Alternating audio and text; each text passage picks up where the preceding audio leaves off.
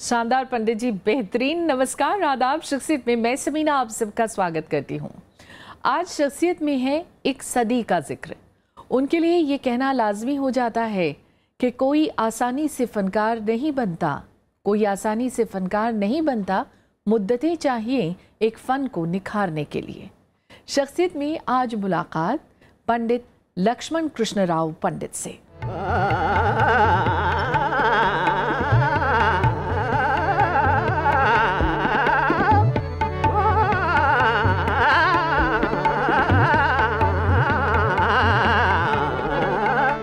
एक आवाज जो बनी इतिहास की साक्षी।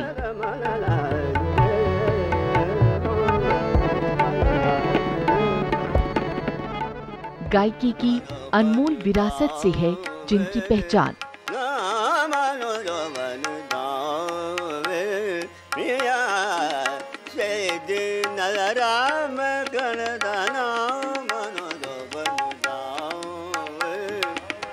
ग्वालियर घराने की यादों का सरमाया पंडित लक्ष्मण कृष्णराव पंडित।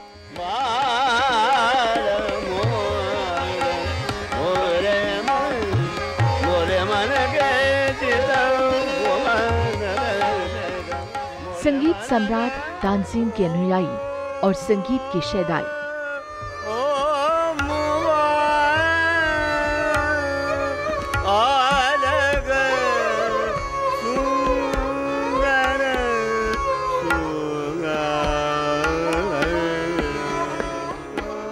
हिंदुस्तानी शास्त्रीय संगीत में ग्वालियर घराने को अन्य सभी घरानों की गंगोत्री माना जाता है और ख्याल घराने की जननी भी।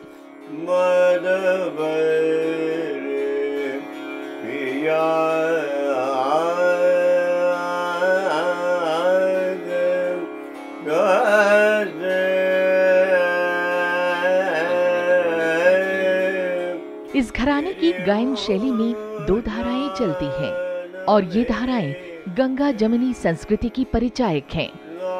पंडित शंकरराव पंडित को सरपरस्ती मिली उस्ताद हद्दू खां, उस्ताद नत्थू खां और उस्ताद निसार हुसैन खान साहिब की, और पद्म भूषण पंडित कृष्णराव पंडित जी ने लक्ष्मण कृष्णराव पंडित जी को बचपन से ही ख्याल, टप्पा, तराना, ठुमरी और अष्टपदी गायकी की तालीम दी।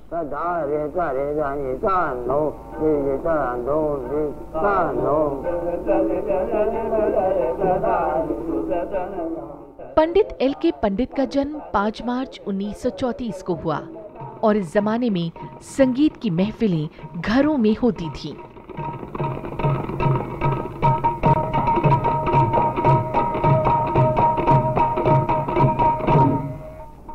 जल्द ही उनके अंदर भी ये शौक परवान चढ़ा और देखते ही देखते ग्वालियर घराने से एक ताबिंदा सितारे के नूर से गायकी की कहकशा जगमगा उठी।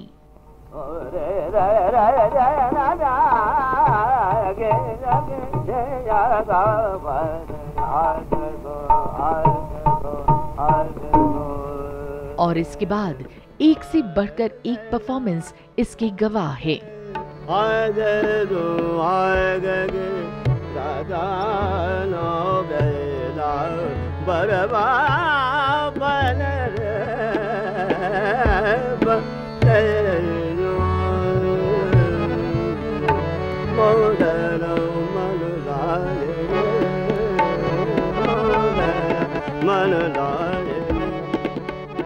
पंडित एल के पंडित जी की गायकी में आज भी विरासत का रंग चमकता दमकता है।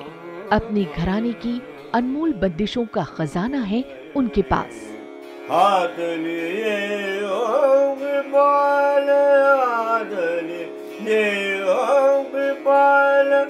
गल में कोई माल जैसी जली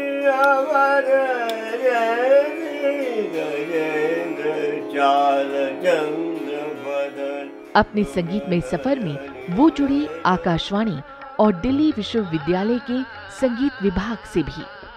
अपने इस सफर में उन्हें सानिध्य मिला एक से बढ़कर एक कलाकारों का भी। उनकी कोशिश रही कि युवा कलाकारों को पूरी श्रद्धा और समर्पण के साथ तैयार करें। बच्चों, अभी मैंने आपका गाना सुना, आपका भी बहुत कुछ सीखना भी है और रियाज भी करना है। पंडित LK पंडित ने मीता पंडित को तैयार किया और मीता पंडित दुनिया भर के संगीत प्रेमियों को अपनी आवाज से मंत्रमुग्ध कर रही हैं।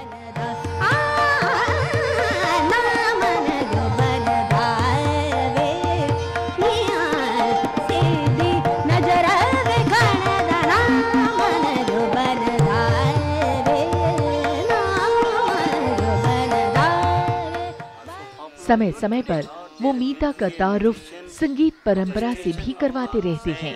Tansen was a great musicologist also, and he knew the theory of sound very well. अपने संगीतमय सफर में उन्हें बेशुमार सम्मानों से सम्मानित किया जा चुका है।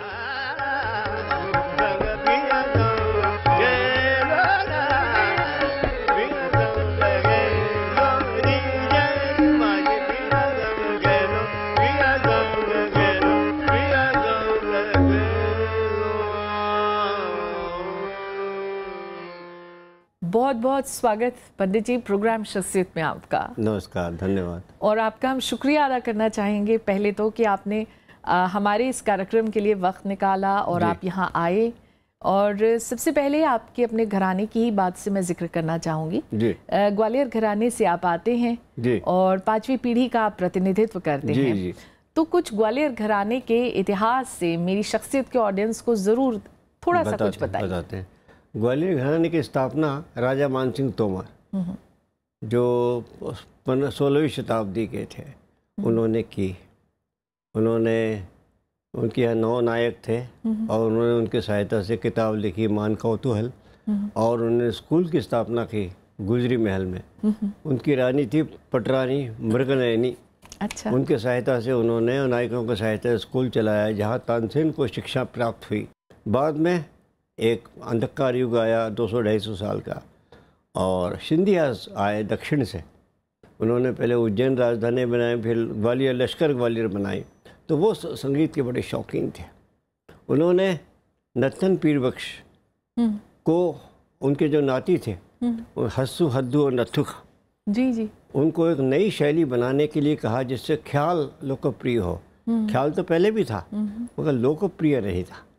तो हद्दू खान साहब ने उसको एक नया जाम फैलाया और अष्टांग गायकी का निर्माण किया। क्या तो उसके बाद ख्याल लोकप्रिय हो गया। तभी तो ग्वालियर जो है गंगोत्री कहलाती है तमाम घरानों की। बिल्कुल बिल्कुल। और आप उस घराने की 5वीं पीढ़ी से आते हैं। पंडित जी, आपके माता पिता के बारे में ज़रूर बताइए, और आपका बचपन कहाँ, कब, कैसे बीता, और शिक्षा कब आरंभ हुई आपकी संगीत की? जी, मेरे संगीत की शिक्षा तो जब ही आरंभ हुई जब हमने होश संभाला। अच्छा। मेरा 1934 का जन्म है, तो 1938-39 से घर में तो 24 घंटे संगीत चलता था, तो संगीत सुनता ही था और उसमें रुचि थी बहुत ज़्यादा। और माता पिता? माता पिता हमारे पिताजी हैं पंडित कृष्णराव शंकर पंडित जी, और उन्होंने हमारी शिक्षा आरंभ की। और हमारे दादाजी भी उस समय मौजूद थे, एक पंडित एकनाथ पंडित जी, उनसे भी कभी कभी शिक्षा लेते थे। अरे वाह। और मेरी दादी भी थी, वो कहानी सुनाती थी सब। हम लोग तो पूना चिंचवड़ के रहने वाले हैं। हाँ। तो हमारे परदादा जी लश्कर ग्वालियर आए थे। महाजी सिंधिया ने जब ये कैपिटल स्थापित की ग्वालियर, तब वो इधर आ गए। तो उनके 4 लड़के थे, गणपत राव, गोपाल राव, गणपत राव, शंकर राव और एकनाथ पंडित जी। अच्छा। ये चारों लड़के उनको सहायता करते थे। कोई तंबूरा बजाता, कोई हारमोनियम, कोई पखावज, कोई तबला, इस तरह से उनको वो कीर्तन करते थे। तो उनका परिचय हुआ नत्थन पीर बख्श से। अच्छा। नत्थन पीर बख्श जो ग्वालियर रहते थे, तो नत्थन पीर बख्श ने उनसे कहा कि हद्दू खान साहब जो हैं वो महाराज के साथ कीर्तन करते थे। उनका गोरखी में देवघर था वहाँ। हाँ। तो उन्होंने कहा उनको कुछ संस्कृत के श्लोक और मोरपन की आर्या सिखाएं। जिससे वो कीर्तन में गा सकें। इस प्रकार से हमारा उससे परिचय हुआ। फिर मेरे दादाजी की आवाज़ सुन के हद्दू खां साहब इतने मोहित हुए कि उन्होंने कहा तुम इनको भेजो, मैं इनको सिखाऊंगा। इस तरह से हद्दू खां साहब अपने तल घर में जहाँ वो रियाज करते थे वहाँ वो गाना उनका शुरू हुआ। तो एक धर्म निरपेक्षता की अद्भुत मिसाल कहा जा सकता है ग्वालियर घराने को? बाद में निसार हुसैन खान साहब ने दरबार की नौकरी छोड़ के हमारे घर पे रहते थे। मतलब हमारे एक वेद शास्त्र संपन्न ब्राह्मण परिवार के यहाँ एक खान साहब का रहना उस समय एक अद्भुत बात थी। पंडित जी, आपने रागों में अष्टांग गायकी का बहुत सुंदरता से समाहित किया। शख्सियत की ऑडियंस को आप इसे किस तरह से समझाना चाहेंगे? मैं बताता हूँ। अष्टांग गायकी यानी गायकी की जो 8 अंग हैं उनका गायकी में समावेश। तो ये 8 अंग हैं: आलाप, बोल अलाप, तान, बोल तान, लयकारी, मीन, गमक, खटका, मुर्की और जमजमा। तो ये 8 अंगों का समावेश गायकी, चाहे 3 मिनट की हो या आधी घंटे की या 1 घंटे की, इसका समावेश वो गायकी में होगा। इसी गायकी से ख्याल लोकप्रिय हुआ था ग्वालियर में। अच्छा, और टप्पा गायकी में तो आपके लिए कहा जाता है आपका कोई सानी नहीं। ये टप्पा गायकी हम क्योंकि हमारे यहाँ टप्पा की तालीम है। ख्याल, ठुमरी, टप्पा, तराना, अष्टपदी और ठुमरी। क्या सुनाना चाहेंगे अभी इस वक्त मेरी ऑडियंस को आप? तो मैं आपको एक शाह सदारंग की बंदी सुनाता हूँ पंजाबी भाषा में। ये है बागेश्री बहार। अच्छा।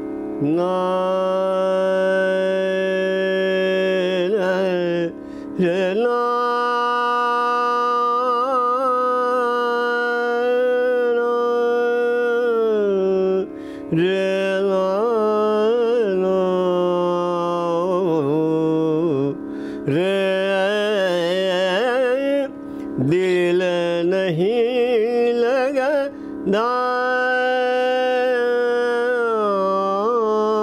वे आडा तू साडे वेख दो वे तुम बिना दिल नहीं तो स्थायी है। मैं आपसे ज़रूर जानना चाहूँगी कि आपने संगीत का वो दौर देखा जिसको हम लोगों ने सिर्फ पढ़ा है या किसी से कभी सुना है जी।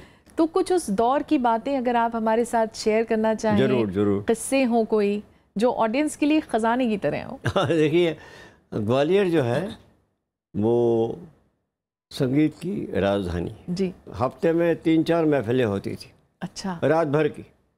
और मैंने उसका सूर्यास्त देखा है। ओहो। सूर्योदय या उसका वो समय नहीं देखा, तो मेरी पैदाइश नहीं थी, मगर मैं किससे सुना है। मेरे पिताजी कहते हैं, पंडित कृष्णराव शंकर पंडित जी, के एक संगीत रसिक थे, सब्जी लेने गए। सब्जी लेके उनको रास्ते में पता लगा कि कोई महफिल लगी है। हाँ। तो उन्होंने सब्जी घर भिजवा दी और 2 दिन बाद घर पहुँचे। तो संगीत की इतनी दीवानियत, इतनी, क्योंकि राजा बहुत इंटरेस्टेड थे। हाँ। और उन्होंने ग्वालियर घराने की स्थापना उन्हीं के पैट्रोनेज में हुई है, सिंधिया सरकार के। पंडित जी, आपके कुछ अपने हैं जिन्होंने आपकी आज तक के सफ़र को देखा है। मैं चाहूँगी आप उन्हें देखें और फिर अपनी राय हमें जरूर जरूर। आइए देखते हैं जी। हमें बेहद खुशी है कि आज हमारे बीच में हमारे महान कलाकार LK पंडित जी आज हमारे बीच में उपस्थित है। हम लोग बहुत बचपन से दोस्ती है हमारी, और मुझे बहुत खुशी है, गर्व है कि पंडित जी के पिताजी हमें बहुत प्यार करते थे, लक्ष्मण कृष्णराव शंकर पंडित जी। ग्वालियर घराने के आज अगर आप किसी से पूछें तो उनको मानते हैं सब, वो एक प्रतिनिधि कहना चाहिए, एकमात्र जो इस घराने के सुपुत्र है कहना चाहिए। पंडित जी का मैं इसके साथ ही अपना श्रद्धा नमन करता हूँ और उम्मीद करता हूँ जो और सेवा करने के लिए उनको और शिष्य को तैयार करने के लिए भगवान उनको शक्ति दे। धन्यवाद। आप नहीं जानते कि मैं अपने आप को कितना धनी समझती हूँ कि मेरा इस परिवार में जन्म हुआ है और मुझे संगीत का ये जो आशीर्वाद मिला है आपसे और पूरे परिवार से। मैं जो भी कुछ हूँ, जो भी मेरी पर्सनालिटी है या जो भी संगीत में हूँ, सब आपके बदौलत है। एक बार आपने कहा था कि बेटा जितना आप रियाज़ करते हो, जब आप परफॉर्म करते हो लोगों के सामने तो एक चवन्नी निकलता है। उस चवन्नी को आगे उसके परसेंटेज बढ़ाने के लिए आप जितना परफॉर्म करेंगे, जितने आप में आत्मविश्वास आएगा, जितना आप नेचुरल रूप में लोगों के सामने हो सकते हैं और फिर और उसके आगे बढ़ सकते हैं, वही आपने कोशिश करनी है। और उसी का आपने फॉलो करते हुए तुषार, मुझे, अतुल हमेशा ये इनकरेज किया कि बस परफॉर्म करना है, चाहे वो एक छोटा मंच हो, चाहे वो एक बहुत बड़ा फेस्टिवल हो। इसके लिए मैं आपकी बहुत बहुत धनी हूँ। और आपके साथ मैंने 2 फिल्में देखी हैं, शोले और अली बाबा 40 चोर। उसके लिए थैंक यू। आई होप हम और फिल्म्स देख सकें। और आपको बहुत बहुत शुभकामनाएं। आप बहुत अच्छे स्वास्थ्य में रहें और बहुत खुश रहिए। क्या बात है, क्या कहना चाहेंगे पंडित जी? शुक्रिया इन दोनों का। मीता के साथ फिल्म नहीं देखी आपने? नहीं, फिल्म तो बहुत कम, थिएटर में जाके बहुत कम देख, छुट्टियों में हम देखते थे फिल्म। हाँ। सिर्फ संगीत के लिए। हाँ। सिर्फ संगीत के लिए मैं फिल्म देखता था 4-4, 5-5 बार। हाँ। और एक्टर या इसका उस तरफ मेरा ध्यान तो सिर्फ संगीत की तरफ रहता था। अब कोई सी फिल्म दिखा लाइए उन्हें। देखते हैं।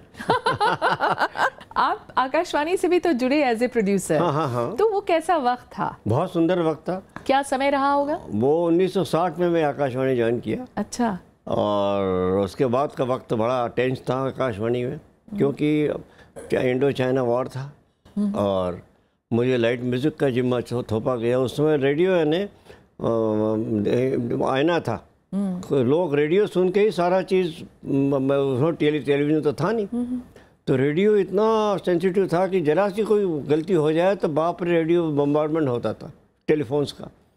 और उस समय इंडो चाइना वॉर था और मैं लाइट म्यूज़िक का प्रोड्यूसर मुझे बना दिया गया, जिससे मेरा कोई वास्ता नहीं था, मगर मुझे लाइट म्यूज़िक थोप दिया गया। एनी हाउ मैंने बड़ा अच्छी तरह से उसका किया और मैंने बहुत रेडियो में बड़ा इंटरेस्टिंग काम रहा। और हमने संगीत शिक्षा प्रोग्राम चलाया था। अच्छा। संगीत शिक्षा बहुत पॉपुलर प्रोग्राम था। यानी उस समय एक लहरें करके बहुत सबसे ज़्यादा पॉपुलर था। लहरें ड्रामा का सीरियल था, बहुत हास्य वाला। उसके बाद संगीत शिक्षा। अच्छा। वो तब विविध भारती से फिल्मों की कहानी होती थी, उसके अगेंस्ट संगीत शिक्षा चलता था। अच्छा। या वो विविध भारती में। हाँ। और इधर दिल्ली पर संगीत शिक्षा। संगीत शिक्षा हमारे 6000 लिसनर्स थे। क्या बात है। उन सबको हम चिट्ठियों से रेडियो के द्वारा जोड़ते थे और भाग लेते थे। क्या बात। बहुत इंटरेस्टिंग प्रोग्राम था। पंडित जी, आप दिल्ली यूनिवर्सिटी से भी जुड़े ना? जी। तो वहाँ पर आपने किस तरह से युवाओं को एक अलग तरह से तैयार किया? जी। बिल्कुल डिफरेंट, लोग आज भी बताते हैं उसके बारे में। जी। ऐसा है कि संगीत जो है वो शिक्षा लेने से ही आता है, कानों से सीखा जाता है और इसका चिंतन भी होना चाहिए और रियाज भी होना चाहिए। और मैं विद्यार्थियों को प्रोत्साहित करता था कि तुम अपना जो लेसन जो है उसको रिकॉर्ड करो। अच्छा। रिकॉर्ड करने से तुम्हारे साथ गुरु रहेगा 24 घंटे, जब भी चाहो तो उसको सुनो और सुनने से तुम्हें उसका ग्रहण करने में मदद मिलेगी। संगीत के प्रचार प्रसार के लिए आप अपनी तरफ से किन कोशिशों को आज हमारे साथ साझा करना चाहेंगे जो आपने सिर्फ आपने की? जी, ऐसा है कि दूरदर्शन पर मैंने एक प्रोग्राम चलाया था, प्रभाती उसका नाम था। अच्छा। क्लासिकल म्यूजिक एप्रिसिएशन का वो शायद पहला प्रोग्राम था। हाँ। क्योंकि ऐसे तरह के प्रोग्राम पहले प्रसारित नहीं किए जाते थे। जब उसकी शुरुआत की तो प्रोड्यूसर ने नाम नहीं दिया अपना, वो कहे ये प्रोग्राम पिट जाएगा, कौन देखेगा इसको। ये शुरू का दौर था, ये 80s का प्रोग्राम था। तो मैंने कहा कोई बात नहीं। मैंने शुरू में राग के बारे में बताया, फिर राग को गा के बताया, फिर कोई इंस्ट्रूमेंटल म्यूज़िक से वो राग बजवाते थे। ये 15 मिनट का प्रोग्राम होता था। अच्छा। और मैंने आखिर में कहा कि भैया देखो, आप एकदम क्लासिकल म्यूज़िक का नाम क्लासिकल म्यूज़िक कोई हुआ नहीं है, वो भी आपको पसंद कर सकते हैं यदि आप ध्यान से सुने, धैर्यपूर्वक सुने। बिना मिठाई खाने आप कैसे बता सकते हैं कि मिठाई ख़राब है? उसको खा के तो देखो। तो उसका असर ऐसा हुआ कि वो प्रोग्राम स्पॉन्सर्ड हो गया और मैंने 50 एपिसोड उसके बनाए थे। अच्छा, बुक्स भी लिखी? मैंने अपने पिताजी पर 2 बुक्स लिखी हैं और रोली बुक्स की तरफ से और मध्य प्रदेश ग्रंथ अकादमी की तरफ से। पंडित जी, कुछ और आपके अपने हैं जिन्होंने आपके आज तक के सफ़र को देखा है, हमने उन्हें इस कार्यक्रम में शामिल किया। आइए देखते हैं उनका क्या कहना रहा। जी आइए देखते जी। पंडित जी नमस्कार। कितना अरसा हो गया है कि हम लोग एक साथ बैठे हैं, बातें हुई हैं, बुज़ुर्गों की यादें, संगीत की चर्चा, इतने साल हो गए हैं। आपने पूरी ज़िंदगी अपनी रिसर्च में गहराइयों में गए हैं, डूबे हुए रहे उसमें। आपका वो भी बहुत कंट्रीब्यूशन है, इसीलिए सब लोग हम आदर करते हैं। जो हद्दू हस्सू खां साहब, जो संगीत की दुनिया में उनके नाम जो हैं वो शाइनिंग गोल्ड में हैं। उनके भाई थे मुसलमान, उनका भाई जो थे, भाई का बेटा, आपने 25 साल, निसार हुसैन खान साहब उनका नाम, 25 साल उनको आपने अपने घर में रखा। ये बात जो है ये हम लोगों को आज के ज़माने में जहाँ ये सब होता नहीं है, उस ज़माने में आपके पिताजी ने, माताजी ने उनको रखा। मेरी शुभकामनाएं आपके साथ हमेशा रहेंगी और आपका आशीर्वाद, संगीत की दुनिया को बहुत उसकी ज़रूरत है, तो आपको ईश्वर लंबी उम्रें दें ताकि आपका आशीर्वाद रहे हम सब के साथ। पंडित जी, आपसे मेरी मुलाकात हालांकि 1985 में जब मैंने ये डिपार्टमेंट ज्वाइन किया तब से है, लेकिन उसके बाद संभवतः 1986 में जब भोपाल में भारत भवन में पंडित कृष्णराव शंकर पंडित प्रसंग हुआ, उसमें मैं जब वहाँ पे पहुँची थी तो आपसे और आपके परिवार से मेरी घनिष्ठता बहुत बढ़ गई थी और वो घनिष्ठता अभी तक बरकरार है। आपने बहुत मुश्किल वक्त में अपने आप को किस तरह संभाला और अपने परिवार को एक पूरा सहारा दिया। उस मुश्किल समय में से निकल के आपने अपनी बेटी को एक गायिका के रूप में स्थापित किया, उसको सिखाया और उसके अंदर इतनी हिम्मत भरी कि वो आगे बढ़ सके। मैं आपको शुभकामनाएं देती हूँ कि आप अपने संगीत के लिए और भी ज़्यादा कुछ कर सकें, आपका स्वास्थ्य अच्छा रहे और आपके को दीर्घायु प्राप्त हो। क्या कहना चाहें? मैं शुक्रिया अदा करता हूँ उनका, उन्होंने जो शुभकामनाएं व्यक्त की। आपको बहुत चाहते हैं पंडित जी लोग। जी जी जी, है ना? जी, मैं सबकी मतलब शुरू से ही मैं सबके साथ रहा हूँ, सबकी मदद की है और सबके आशीर्वाद लेता रहा हूँ। सब बुज़ुर्गों ने मुझे आशीर्वाद दिया है। क्या लगता है आपको, बुज़ुर्ग हमारी ज़िंदगी में कितने ज़रूरी हैं? बहुत ज़रूरी, बहुत ज़रूरी। वो अम्ब्रेला है, एक जो कहते हैं ना अम्ब्रेला, एक छत है वो छत जहाँ जब तक रहे तब तक हम बड़े सुख में रहेंगे। आप क्या कहना चाहेंगे गुरु शिष्य परंपरा को लेकर? आज के दौर में क्या उसका वो जो एक स्वरूप था वो आज के दौर में क्या मुमकिन है? अब ऐसा है कि स्वरूप तो थोड़ा बदल गया है और संगीत जो है ये पॉलिटिकल, इकोनॉमिकल और तब के समाज के अनुसार चलता है।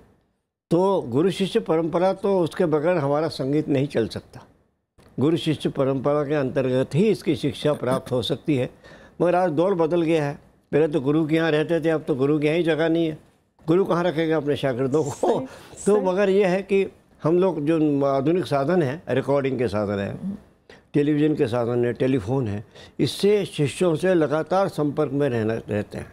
और गुरु धर्म है क्या दरअसल? गुरु धर्म यानी बच्चों को सिखाना, उनको प्रोत्साहित करना और उनको सोचने के लिए मजबूर करना।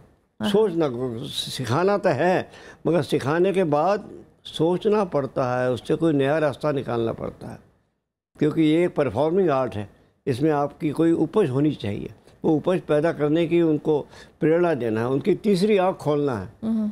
2 आँखें तो भगवान ने दी है, तीसरी आँख खोलना है जिससे वो देख सकें, समझ सकें और उसका अभ्यास कर सकें। तो युवा कलाकारों को आप क्या कहना चाहेंगे? बस रियाज करें और सीखें पहले तो, फिर सोचें और रियाज करें। रियाज जरूर। और ये रास्ता बड़ा कठिन है, पहली बात तो बताऊं। इसकी आजल में इसकी साधना करनी पड़ती है। मैं आज भी रियाज करता हूँ, आज मैं 83 साल का हूँ, आज भी रियाज करता हूँ और करता रहूँगा जब तक कि शरीर में ताकत है। तो इसका रियाज सीखना मैंने 60 साल तक सीखा है अपने पिताजी से। उनके आखिरी क्षण तक मैंने उनसे सीखता रहा और सोचता रहा, सुनता रहा। सारे म्यूजिशियन को मैंने सुना, हिंदुस्तान का कोई ऐसा म्यूजिशियन नहीं है जिसको मैंने सुना नहीं है। और रेडियो में तो हर सैटरडे को जो नेशनल प्रोग्राम होता है उसका प्रोडक्शन मैं ही करता था, तो सारे को सुनता था। अच्छा, मैं ये ज़रूर जानना चाहूँगी चलते चलते कि आपको फिल्मों का भी शौक़ रहा? हाँ, फिल्म मैंने कहा ना, छुटपन में मैं फिल्में देखता था एक 4-4, 5-5 बार, जो संगीत के लिए। अच्छा, तो कौन सा गाना आपको बहुत पसंद है? अरे बस ये कितने ही गाने हैं, ये कितने म्यूजिक डायरेक्टर हैं जो मुझे पसंद हैं। हाँ। मगर मेरा सबसे पहले तो सभी म्यूजिक डायरेक्टर जो अच्छे हैं, हुसन लाल जी हैं, नौशाद जी हैं, या खेमचंद प्रकाश हैं, श्री रामचंद्र का मुझे सबसे ज़्यादा लगा हुआ।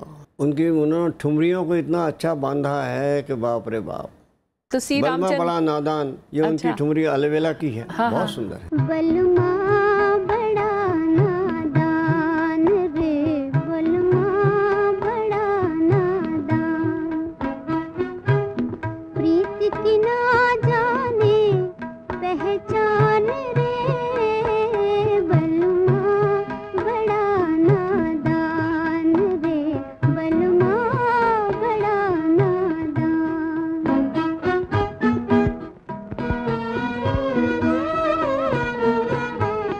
भैया पकड़ूं, भैया पकड़ूं, हाथ दबाऊं, भैया पकड़ूं, हाथ दबाऊं, समझत नाही कैसे समझाऊं, समझत नाही कैसे समझाऊं, लाख जतन के हार गई मैं, रोगी हो गई जान रे, बलवा बड़ा नादान। तो पंडित जी, आज आप शख्सियत में तशरीफ़ लाए, आपका बहुत शुक्रिया। मुझे बड़ा आनंद आया आपके साथ बात करते हुए, और मेरी सब श्रोताओं को यही अनुरोध है कि संगीत सीखें, सुने, और वो जीवन में एक ऐसा आनंद देगा जो कहीं से नहीं मिलेगा। नहीं मिलेगा जी, बिल्कुल। बेहद जिसे कहना चाहिए ना, ये हमारे इस कार्यक्रम की सबसे बड़ी सीख रही, जो आपके माध्यम से हमारे दर्शकों तक ज़रूर पहुंची। जी जी जी। बहुत बहुत शुक्रिया पंडित जी। तो शख्सियत में आज फ़िलहाल इतना ही। एक और ताबिंदा सितारे के साथ आपसे होगी जल्द मुलाकात। इजाज़त दीजिए, नमस्कार, आदाब।